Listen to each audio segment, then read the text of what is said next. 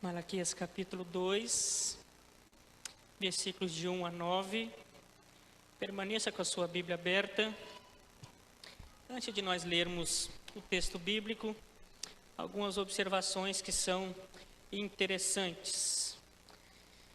Às vezes, em qualquer relacionamento, seja ele um casamento, uma amizade, ou até em nossas relações trabalhistas, nós temos uma tendência de, com a rotina, entrarmos num piloto automático e não fazermos mais as nossas ações com a espontaneidade do coração, mas apenas para cumprir tabela. O culto transforma-se apenas num ato religioso de domingo. Afinal, a famosa frase da vovó, né? É importante ter uma religião, né? E desde criança estou na igreja, então tem que vir na igreja domingo, não importa a razão. Né? Relacionamentos humanos também às vezes são assim, né? O eu te amo é apenas um pronunciar de uma frase, não é carregado de ações ou de um sentimento do coração verdadeiro. Malaquias, cujo nome significa meu mensageiro, e nós temos pouquíssimas informações. O máximo que nós podemos afirmar é que o período em que ele trabalha ou profetiza é o mesmo período de Esdras e Neemias, ou seja, em que aqueles que estavam exilados voltavam para reconstruir o templo.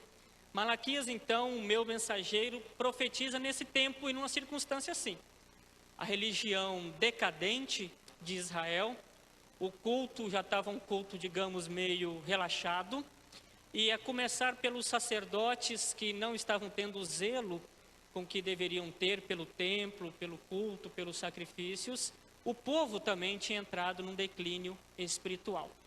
Então, a mensagem dele é contra esse declínio espiritual, contra essa falta de zelo, contra a profanação do templo, contra a hipocrisia religiosa que acometia o povo de Israel e a sua liderança. O texto de hoje, em especial, ele vai tratar de uma classe dos sacerdotes que estavam com essa hipocrisia e com essa falta de zelo na obra do Senhor. Uma vez que você entende isso, então, que Malaquias é o mensageiro de Deus nesse período, após o exílio, que o tempo dele é um tempo de hipocrisia religiosa e de desânimo, e a mensagem dele é contra essa hipocrisia e contra esse desânimo, hoje em especial contra o sacerdote. Nós vamos ler o texto bíblico, então, do capítulo 2, do versículo 1 até o versículo 9. O texto descreverá dois tipos de sacerdote. E a pergunta que eu quero que você grave na mente durante todo o tempo: que tipo de sacerdote você é? E nós responderemos essa pergunta ao final da mensagem. Agora, ó sacerdotes, para vós outros é este mandamento: se não ouvirdes e se não propuserdes no vosso coração dar honra ao meu nome, diz o Senhor dos Exércitos, enviarei sobre vós a maldição e amaldiçoarei as vossas bênçãos. Já as tenho amaldiçoado, porque vós não propondes isso no coração. Eis que vos reprovarei a descendência, atirarei excremento ao vosso rosto, excremento dos vossos sacrifícios, e para junto destes sereis levados. Então sabereis que eu vos enviei este mandamento, para que a minha aliança continue com Levi, diz o Senhor dos Exércitos. Minha aliança com ele foi de vida e de paz. Ambas lhe dei eu para que me temesse. Com efeito, ele me temeu e tremeu por causa do meu nome. A verdadeira instrução esteve na sua boca e a injustiça não se achou nos seus lábios. Andou comigo em paz e em retidão, e da iniquidade apartou as muitos. Porque os lábios do sacerdote devem guardar o conhecimento, e da sua boca devem os homens procurar a instrução, porque ele é mensageiro do Senhor dos Exércitos. Mas vós vos tendes desviado do caminho, e por vossa instrução tendes feito tropeçar as muitos. Violaste a aliança de Levi, diz o Senhor dos Exércitos. Por isso também eu vos fiz desprezíveis e indignos diante de todo o povo, visto que não guardastes os meus caminhos e vos mostrastes parciais no aplicardes a lei. Oremos ao Senhor. Deus de amor, fala conosco, que ao abrirmos o teu livro, dele emane a luz dos céus, esclarece-nos, ó Pai, de todo o engano e do erro, livra os teus filhos, ó Pai. Não nos deixe cair no mesmo erro que o povo de Israel e os sacerdotes estavam caindo. É a nossa oração em nome de Jesus. Amém. Que sacerdote você é? Eu quero apresentar a vocês nessa noite a seguinte afirmação, baseado no texto. O alerta, o modelo e o desprezo de Deus pelos sacerdotes infiéis ou aos sacerdotes infiéis. O alerta, o modelo e o desprezo de Deus aos sacerdotes infiéis. Primeira parte do texto, então, dos versículos 1 até o versículo 3, você vai ver o alerta de Deus contra esses sacerdotes. Agora, ó sacerdotes, para vós outros é esse mandamento. Se não ouvirdes e se não propuserdes no vosso coração dar honra a meu nome, diz o Senhor dos Exércitos, enviarei sobre vós a maldição e amaldiçoarei as vossas bênçãos. Já as tenho amaldiçoado, porque vós não propondes isso no coração. Eis que vos reprovarei a descendência, tirarei excremento ao vosso rosto, excremento dos vossos sacrifícios, e para junto deste sereis levados. As palavras do Senhor por intermédio de Malaquias começam quase que de forma irônica. Quem eram aqueles responsáveis por ensinar o mandamento ao povo? Os sacerdotes. E aqueles que deveriam ensinar o mandamento e saber deles, agora têm que ouvir um mandamento da parte do Senhor, ou literalmente um peso da parte do Senhor. Não é irônico você olhar que aqueles que deveriam guardar o conhecimento, que deveriam ter profunda noção desses mandamentos, agora se comportam e se colocam distante deles? Grande parte da razão da decadência de Israel começa pela liderança. E é assim na sociedade. Quando aqueles responsáveis por dar o exemplo não se comportam de maneira adequada, os seus liderados consequentemente seguirão. Numa casa é assim. Se um pai não se comporta de maneira adequada, infelizmente seus filhos também se portarão de maneira inadequada. Portanto, essa exortação, esse chamado dos sacerdotes, do Senhor aos sacerdotes, é aquela preocupação em restaurar o zelo de Israel, a começar pela sua liderança. E é muito interessante isso. E Deus coloca o alerta dele, diz que se vocês não propuserem no seu coração, eu gosto de chamar a atenção para isso. Deus não está preocupado simplesmente com as ações dos sacerdotes. Deus não está preocupado simplesmente com as palavras deles. As palavras poderiam ser bonitas, as ações poderiam ser até belas, mas se elas não forem provenientes de um coração convertido ao Senhor, de nada adianta. E aí Deus faz a ameaça de que se eles não se convertessem, a maldição não cairia apenas sobre a pessoa dos sacerdotes, mas sobre as bênçãos que eles pronunciassem a Israel. Agora eu quero fazer um paralelo com você. Que bênção era essa que os sacerdotes deveriam fazer? O livro de Números registra a bênção sacerdotal. Atente para as palavras. Como que os sacerdotes abençoavam o povo de Israel? Fala aos filhos de Arão e seus filhos, dizendo: assim abençoarei os filhos de Israel e dir-lhe-eis: o Senhor te abençoe e te guarde. O Senhor faça resplandecer o seu rosto sobre ti e tenha misericórdia de ti. O Senhor sobre ti levante o rosto e te dê a paz. Assim porão o meu nome sobre os filhos de Israel e eu os abençoarei.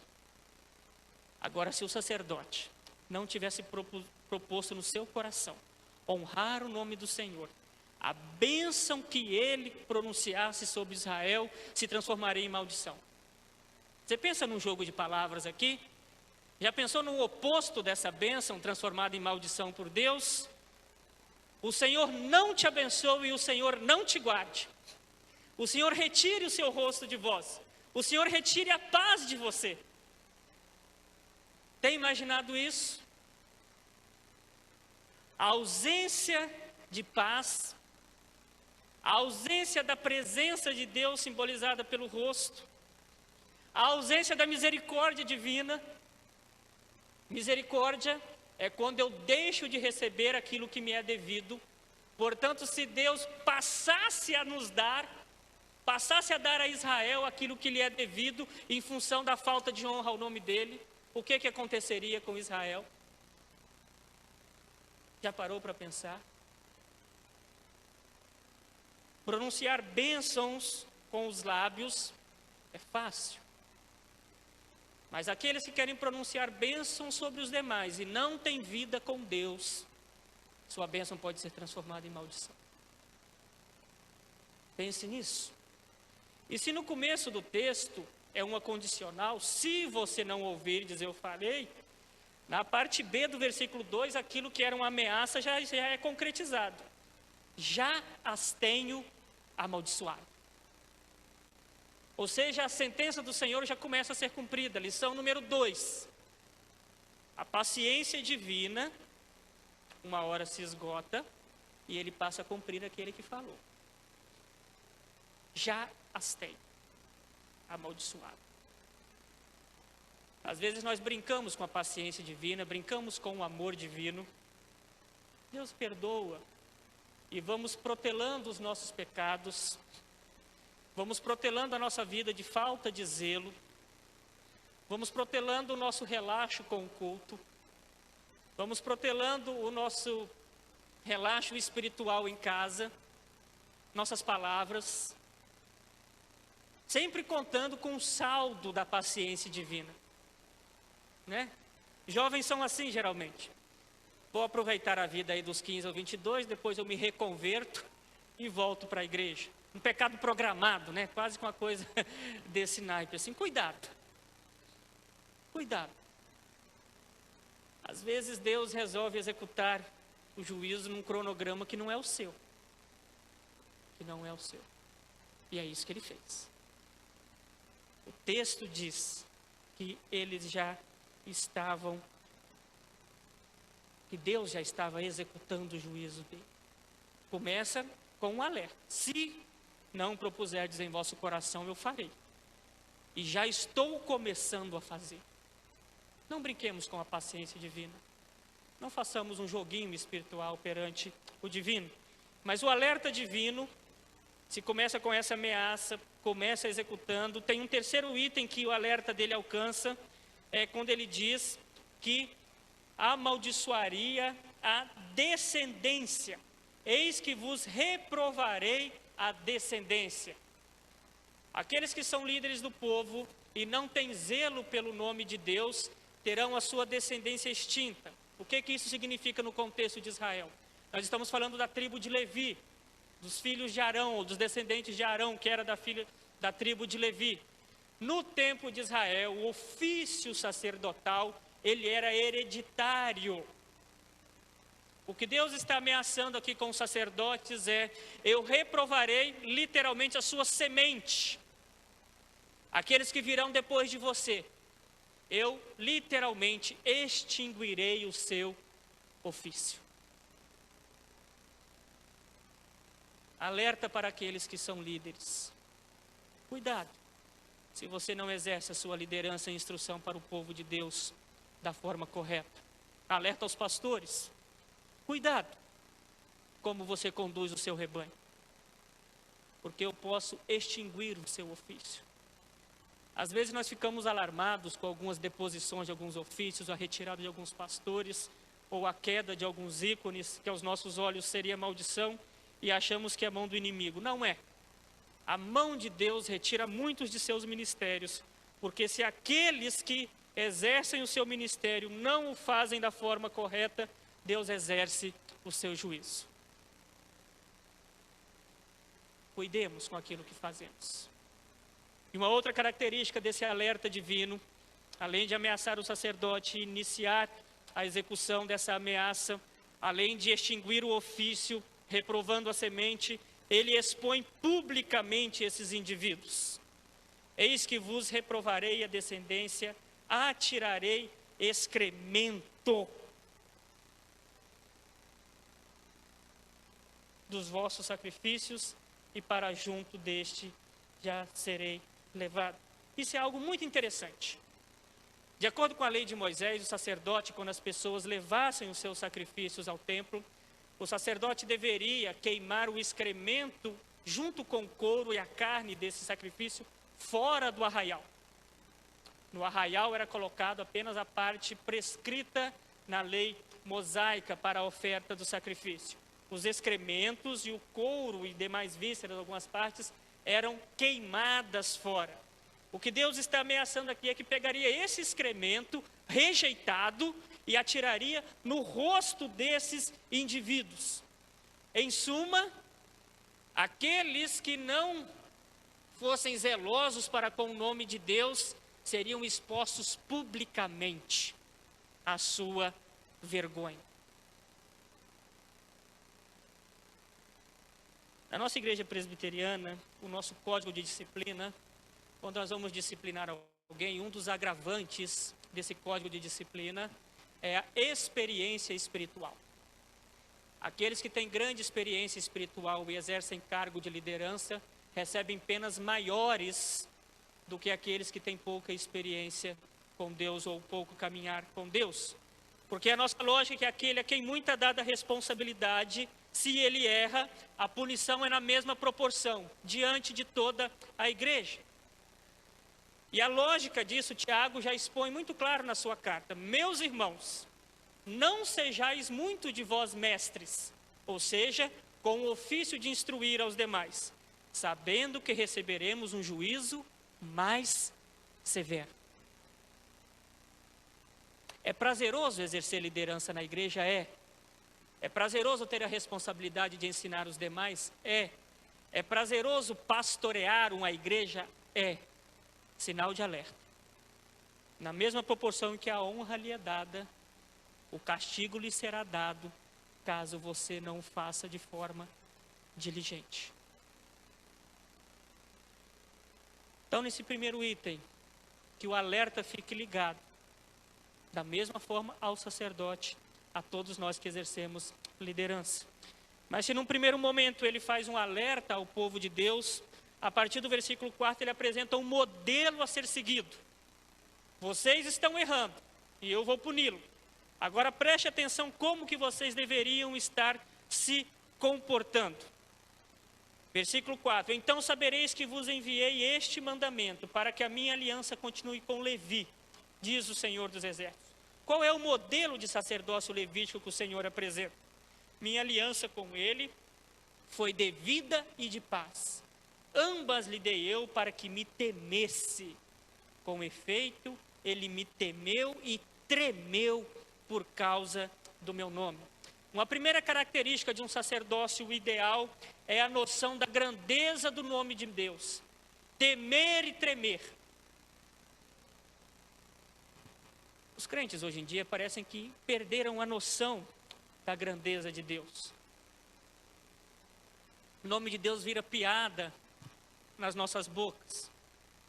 O culto começa e as pessoas parecem que estão passeando no calçadão, no parque.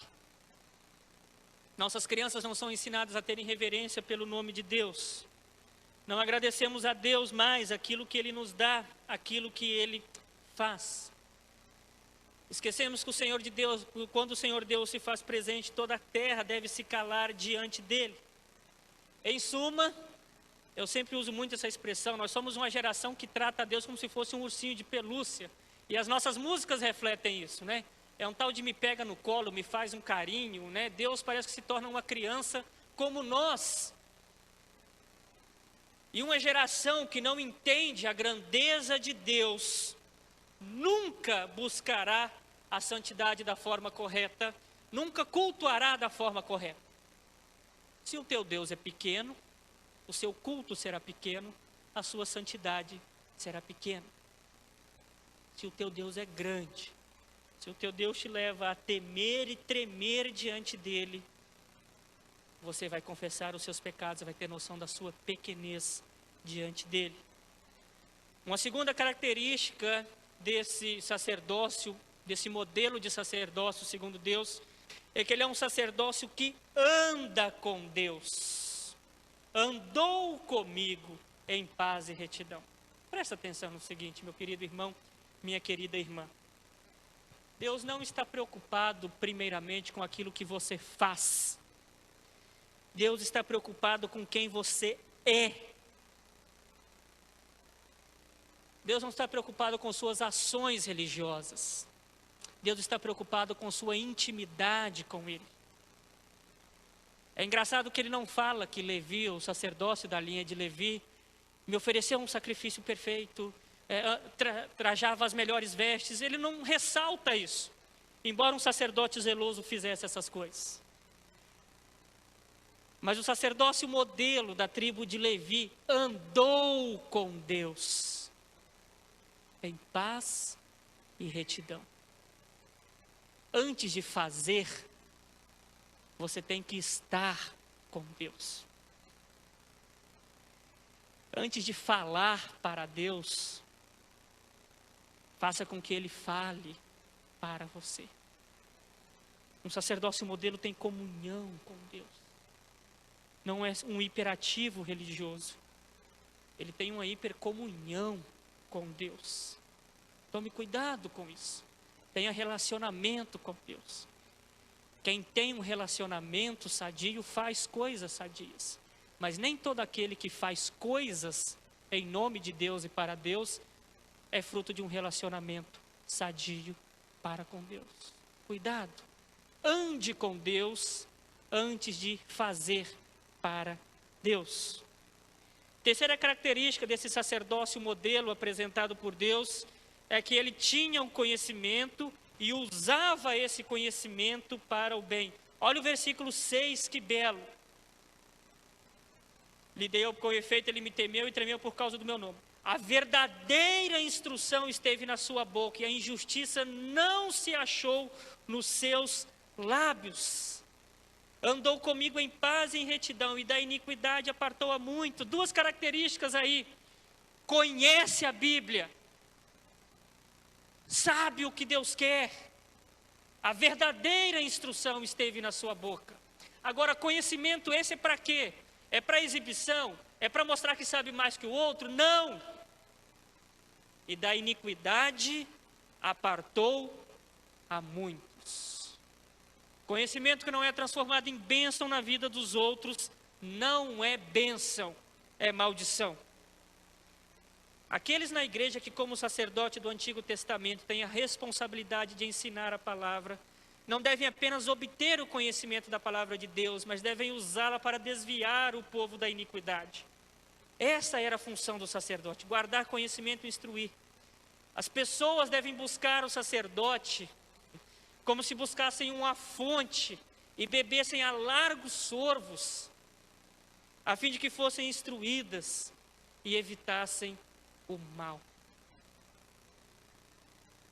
Nós vivemos uma época em que os líderes não são valorizados pelo seu conhecimento das Escrituras. Aliás, muitos têm a hipocrisia de dizer que não me importa com doutrina, não, me importa só com música. Ou eu me importo só com o ministério tal. E querem exercer suas atividades na igreja sem ter conhecimento bíblico. E aí os pastores caíram nessa, porque para se adequar ao mercado, os pastores, ao invés de estudar a Bíblia, lidam manuais de gerenciamento de igreja, manuais de psicologia, manuais de aconselhamento, transformam-se em animadores de auditório e por aí vai. E peripécias diversas. E o que ele menos tem é conhecimento da Bíblia. E aí se esquecem que na ausência de conhecimento o povo é destruído. Palavras do Senhor por meio do profeta Oséias. O meu povo está sendo destruído porque lhe falta conhecimento. Porque tu, sacerdote, rejeitaste o conhecimento como eu te rejeitarei, para que não seja sacerdote diante de mim. Visto que te esqueceste da lei de Deus, também eu me esquecerei dos teus filhos. Se falta conhecimento à liderança, falta conhecimento ao liderado, e se falta conhecimento ao liderado, o povo padece, sofre, anda distante. Um sacerdote modelo, uma liderança modelo, não apenas tem conhecimento, mas usa esse conhecimento para o bem. Se não usar para o bem, esse conhecimento será apenas instrumento de orgulho, altivez e hipocrisia. Você quer ver um exemplo clássico? Quando você lê no Novo Testamento, veja os fariseus, profundos conhecedores das Sagradas Escrituras. Muitos deles tinha o Pentateuco. Muitos não, para ser fariseu, era necessário ter o Pentateuco decorado. Antes dos 14 anos de idade. Decorado. Decorado. Só que não usavam esse conhecimento para o bem. Transformaram-se em sepulcros caiados. Não desviavam o povo da iniquidade. Achavam-se melhores que os demais. Hipócritas. E ao invés de desviar o povo, carregavam todos juntos com eles no seu erro. O sacerdócio modelo teme e treme diante de Deus. Anda com Deus, tem intimidade com Deus. Tem conhecimento e usa esse conhecimento para o bem. Terceira alerta de Deus, agora versículos 8 e 9, é o desprezo de Deus pelos sacerdotes infiéis. Mas vos tendes desviado do caminho, e por vossa instrução tendes feito tropeçar a muito. Violaste a aliança de Levi, diz o Senhor dos Exércitos. Por isso também eu vos fiz desprezíveis e indignos diante de todo o povo, visto que não guardastes os meus caminhos e vos mostrastes parciais no aplicardes a lei. Características dos sacerdotes infiéis: desobedientes, vos desviastes do caminho. Levam os demais ao erro. Por vossa instrução, tendes feito tropeçar a muitos. Corrupção do ensino. Parciais na aplicação da lei, vos mostrardes parciais no aplicardes a lei. Cortejavam alguns e eram benevolentes com pecados de outros. A verdade tem que ser dita e exposta, independente da condição daqueles que estão ouvindo.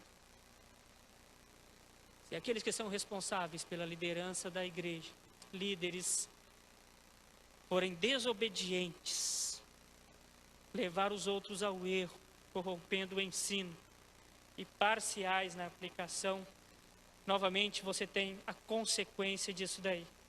Serão desprezíveis e indignos diante de todo o povo, ou seja, expostos diante de todo o povo, visto que não guardardes os meus caminhos e vos mostrardes parciais ao aplicardes a lei. Desprezível, humilhados diante de todos. Lembra da pergunta que eu fiz no começo? Que sacerdote você é? Algumas questões eu quero levantar aqui. Talvez você olhe, pastor, com essas exigências feitas é impossível exercer o sacerdócio. Primeira coisa que eu tenho a lhe dizer, não se preocupe. Hoje nós temos um sumo sacerdote que não precisa de linhagem nem de descendência. Ele é único e encerrou o ofício.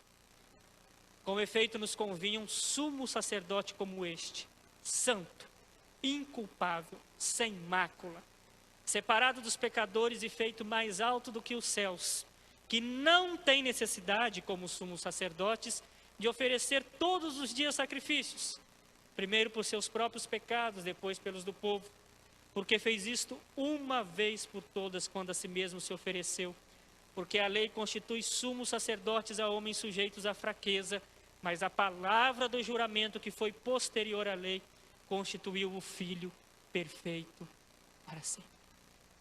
Nós temos sumo sacerdote perfeito, com pleno conhecimento, que instrui os seus filhos sem erro, que é imparcial ao aplicar a lei. Corrige ricos, corrige pobres, corrige incultos, corrige cultos, corrige homens e corrige mulheres. A todos a quem tiver de serem corrigidos, ele corrigiu e demonstrou amor e tirou essas pessoas do erro. Então não se preocupe se o modelo de sacerdócio é muito elevado a ser exigido. O do tempo de Malaquias era um modelo do Cristo que haveria de vir. Ele era imperfeito, mas aguardava a vinda do perfeito. Para nós, o perfeito já veio. Nós não olhamos para o sacerdote do Antigo Testamento, olhamos para Cristo, que é o sumo sacerdote perfeito, cumpriu todas as exigências.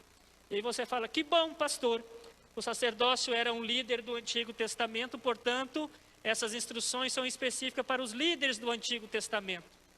Perdeu.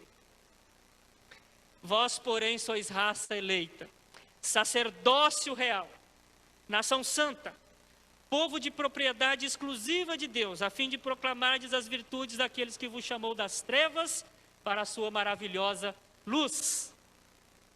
Vós, porém, sois raça eleita, sacerdócio real. E aqui tem algo muito belo. Nós, enquanto uma igreja herdeira da Reforma Protestante, Lutero teve uma contribuição muito grande. Aquilo que é chamado de sacerdócio universal de todos os cristãos. O que Lutero defendia com isso? Baseado nesse texto de 1 Pedro. Lutero defendia que todo crente é sacerdote, não de si mesmo, mas do outro. Portanto, se nós não temos mais sacerdotes à semelhança do Antigo Testamento, temos como cristãos todos o direito e a obrigação de interceder onde estivermos uns pelos outros. O pastor é sacerdote da igreja. Cada pai aqui é sacerdote do seu lar. Cada mãe é uma sacerdotisa de seus filhos. Cada irmão mais velho é um sacerdote dos seus irmãos. Cada jovem é sacerdote dos seus amigos. Cada patrão é sacerdote dos seus empregados. Cada empregado é sacerdote dos seus colegas de trabalho. Portanto, as características exigidas não são exclusivas de uma liderança, mas a todos nós. Lembra do texto lido também para o povo de Israel, no começo, Êxodo 19? Se me ouvides, sereis por meu reino, propriedade exclusiva, reino e sacerdotes, a toda a nação de Israel. A toda a nação de Israel. Nós, enquanto igreja, somos o Israel espiritual de Deus no presente. Portanto, essas exortações não são exclusivas a uma classe. Não são. Terceiro alerta, agora aos líderes, por analogia. Não somos iguais aos sacerdotes, mas temos características semelhantes, responsabilidades semelhantes. Pastores, presbíteros, professores. Você tem sido zeloso em estudar as Sagradas Escrituras e tê-las para compartilhar com os demais? Tem guardado o conhecimento? Tem ajudado seus alunos, suas ovelhas, a se desviarem da iniquidade, tal qual a exigência feita para o sacerdote? Qual tem sido o seu zelo? Um alerta aos liderados. Com qual critério você julga a sua liderança? Às vezes nós exigimos da liderança da igreja características as quais eles não foram chamados a reportar. Vou citar uma analogia aqui. Peguemos, por exemplo, a classe de professores. Ninguém valoriza um professor que fala assim, esse professor não entende nada, mas ele leva meu filho para tomar sorvete. Não é errado um professor tomar sorvete com as crianças, mas o que se espera de um professor? Ter conhecimento e a capacidade de transmiti-lo. Julgue seus líderes, pastores e presbíteros por isso. Não é pela quantidade de cafezinho que ele toma na sua casa. Se tomar, pode me convidar, que eu gosto. Mas a nossa prioridade é ter o conhecimento e orientar vocês. Às vezes nós somos cobrados por características que a Bíblia não exige da gente. Repito, não é errado assentar-se à mesa ou qualquer outra atividade. O que eu quero chamar a atenção é para aquilo que nos é prioritário. E nos é prioritário estudar as Sagradas Escrituras e transmitir esse conhecimento e livrar as pessoas do erro. Julgue seus líderes por isso, pelo conhecimento, pelo ensino, pelo zelo, pelo culto, pelas Sagradas Escrituras. Não por outros critérios. É óbvio que o líder tem que ser educado, tem que ser simpático, enfim, né, tem que usar roupas adequadas ao meio. Eu não estou falando que essas coisas são erradas. Mas o que é prioritário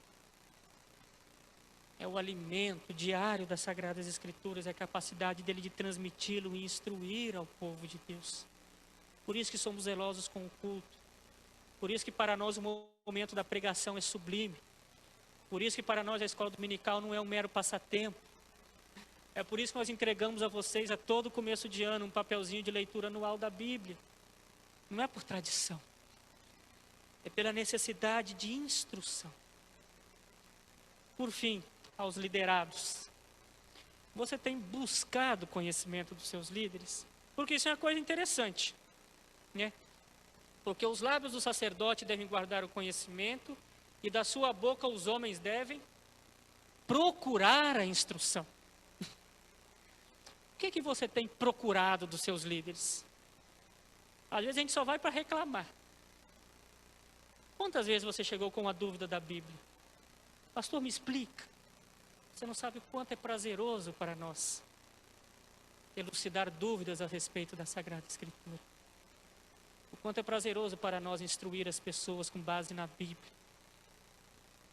Antes de prescrever remédios, prescrevemos o alimento espiritual. O que é que você tem procurado dos seus líderes? Novamente, você corre o risco de procurar aquilo que nós não temos para dar.